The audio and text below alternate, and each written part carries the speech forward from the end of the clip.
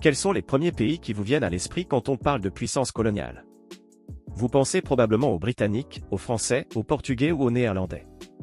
Toutes des grandes puissances européennes avec une longue histoire coloniale.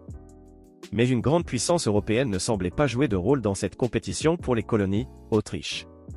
Toutefois, l'Autriche avait elle aussi des intérêts coloniaux et possédait ses propres colonies.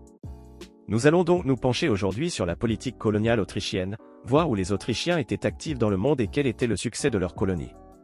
Lorsque la première phase de colonisation a commencé au XVe et XVIe siècle, principalement par les Espagnols et les Portugais, il était très difficile pour l'Autriche d'entreprendre ses propres voyages d'exploration vers le Nouveau Monde ou l'Asie.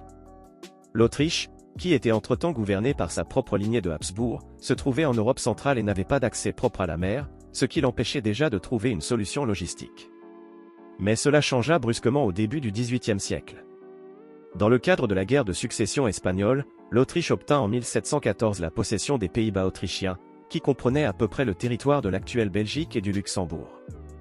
L'Autriche avait ainsi pour la première fois accès à la mer et pouvait enfin entreprendre ses propres voyages de commerce et de découverte. Les Habsbourg n'hésitèrent pas à créer leur propre compagnie impériale des Indes orientales, sur le modèle de la Grande-Bretagne et des Pays-Bas. Les objectifs se concentraient principalement sur le Bengale, au nord-est du sous-continent indien. Les Autrichiens ont pu y établir quelques bases et maisons de commerce. L'histoire de la Compagnie impériale des Indes orientales fut toutefois de courte durée, car elle dut être dissoute en 1731 sous la pression d'autres puissances maritimes, en particulier la Grande-Bretagne. Mais la politique coloniale autrichienne ne s'arrêta pas là. Marie-Thérèse fonda une nouvelle compagnie commerciale, la Compagnie commerciale des Indes orientales de Trieste, qui entreprit des voyages de découverte depuis Trieste sous le drapeau du Saint-Empire romain germanique dominé par les Habsbourg autrichiens. C'est ainsi que l'Autriche établit une première colonie en Afrique de l'Est en 1777. Il s'agit de la baie de Delagoa, aujourd'hui appelée baie de Maputo, où se trouve aujourd'hui la capitale du Mozambique. Le port a été acheté par un chef local et immédiatement déclaré colonie de la couronne autrichienne, ce qui a entraîné la création d'une petite fortification avec 10 hommes. La Compagnie des Indes orientales s'est ensuite rendue dans le golfe du Bengale, où elle a acquis quelques-unes des îles Nicobar, revendiquées par le Danemark.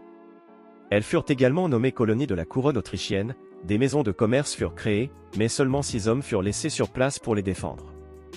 Le plan le plus ambitieux a été élaboré par Moritz Barjowski. L'aventurier et explorateur voulait prendre possession de l'île de Madagascar. Sa proposition fut certes entendue à la cour de Vienne, mais aucun moyen financier ou militaire ne fut mis à disposition. Même ainsi, la politique coloniale autrichienne semblait de plus en plus s'enliser. L'Autriche n'avait tout simplement pas de grande marine prête à défendre les colonies extra-européennes. De plus, il y avait trop peu de marins et de commerçants maritimes en Autriche qui auraient pu tirer profit des colonies et la pression des autres puissances coloniales ne cessait de croître. C'est ainsi que la Compagnie des Indes orientales de Trieste a été dissoute en 1785. La baie de Delagoa fut conquise par le Portugal et les îles Nicobar revinrent au Danemark. Seule l'île de Teresa, nommée en l'honneur de Marie-Thérèse, a conservé son nom jusqu'à aujourd'hui. Si la bataille pour l'Afrique qui a suivi a été menée par les autres puissances européennes, l'Autriche n'est pas restée totalement en retrait comme on le croit souvent. La double monarchie austro-hongroise entreprit en effet des expéditions et des missions au Soudan, en Ouganda et pénétra jusqu'au bassin du Congo. Des stations et des avant-postes autrichiens ont été créés un peu partout, mais une colonie réelle et durable n'a jamais pu être établie. En revanche, elle était très présente sur le continent européen. Certains historiens affirment que la Bosnie-Herzégovine, qui a été attribuée à la double monarchie lors du congrès de Berlin en 1878, peut être qualifiée de colonie intérieure et de nombreux auteurs autrichiens contemporains la considèrent comme une colonie de remplacement. Mais il est en tout cas controversé de savoir si l'on peut parler ici de colonie. L'Autriche-Hongrie a même réussi à établir une base commerciale en Chine. Lorsqu'elle a réprimé la révolte des Boxers en Chine de 1899 à 1901 aux côtés des autres puissances coloniales européennes et avec le soutien des États-Unis, de la Russie et du Japon, elle a reçu en remerciement une base à Tianjin, une ville qui compte aujourd'hui plus de 13 millions d'habitants. Cette colonie a toutefois été perdue avec la fin de l'Autriche-Hongrie. L'Autriche a également laissé une autre trace dans le Grand Nord.